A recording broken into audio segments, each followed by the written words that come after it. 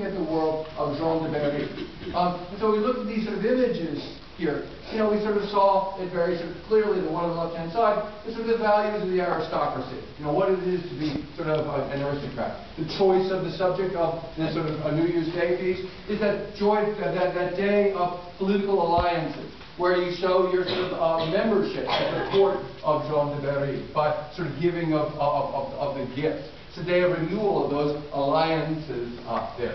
What are the values of this court? Well, it's again this sort of issue of that whole emphasis on the world of the warrior there. That the old notion of nobility is that who goes out and fights there. And that sort of explains the images in the back, where you have the tapestry showing you the Trojans of war in the background.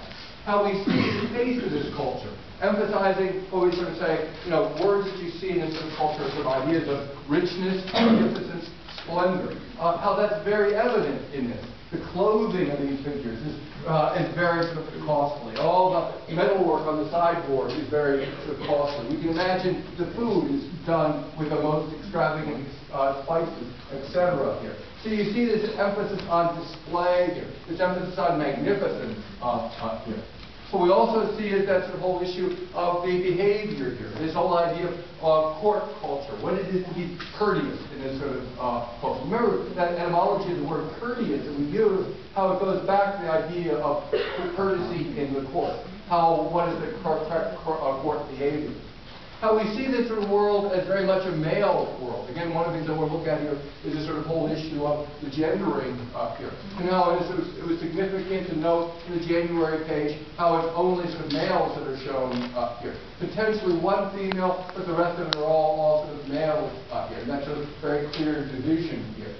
How we saw a dramatically different worldview, or dramatically different world, really, in the image on the right-hand side, where it's that image of the peasant up here. How what we're able to understand is that there's a very different nature between a member of the nobility and the peasant up there. How the difference in nature here of the peasant is that the peasant is more associated with the world of the earth here, more like an animal here. That sort of metaphoric connection between the peasants in the hut there and the sheep in their sort of structure there. So sort of seeing the similarity up there. The whole issue of division of spaces that you can see sort of implicit in the image on the left-hand side, where you have this sort of whole sense of a court structure here, how it's all sort of combined in the image on the right-hand side, where the space of sleeping is combined with the space of eating, the space of food preparation, all in one sort of space there. The division between male and female are sort of broken down here, where male and female are integrated here.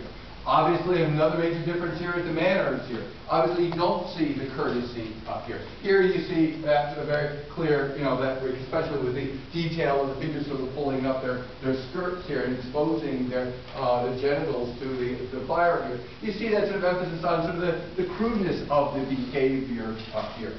Again, for Jean de Berry, you would look at this and sort of see that different nature of the peasant versus the nature of members of his court. So we have to look at these images from that sort of perspective up there. Okay? From that perspective of the way Jean de Berry would look at the world. Okay? I want to look at a couple of other images here. The March page. Many of these images have at the top of them the sort of images of the estates of Jean de Berry, the castles of Jean de Berry up here. It used to be that these would just be used as sort of records of the way the castles appeared. But I think it's important to understand them in sort of a conceptual way. One of the things here is again to remind ourselves, where does the identity of Jean de Berry come from? Okay? What's that sort of notion of identity? And again, as I sort of talked about it in class last week, how we sort of goes back to the older worldview, where his identity is directly connected to the land that he controls. Where he is in a family structure, that he is the son of a king of France, and that he is the sort of duke of, and you could enumerate a whole series of lands that he's a duke of and a count of. his power and his identity is directly connected to the lands that he sort of controls here. And so that you see these sort of images here, you understand that this is a record of his identity, really, of the lands that he sort of controls here. It also becomes a way of looking how he looks at the world here. Again, it's sort of interesting here to connect to what's above. Remember, above on all these images, you have this sort of diagram of the zodiac here, breaking down the month by the zodiacal sign there, and you have the number of hours of daylight versus night here, all calculated to the world of Jean de Berry. One of the things that you have at the top here is that whole notion of an earth, a heavenly order here. Looking at the cosmos, looking at the stars and the planets, and sort of being very much aware of it has an orderly sort of pattern up there. Going back to Greek thought, that whole looking to astronomy and astrology as a way of finding an order and pattern to the universe there was a very sort of important idea there. One of the things that we're going to be very much aware of is this whole notion of ideas of order, cultural ideas of order here. But to see the order of the planet here as a sort of metaphor for order in the world as a whole. Okay? It is not by chance that what you have underneath here is these images of order here. Okay?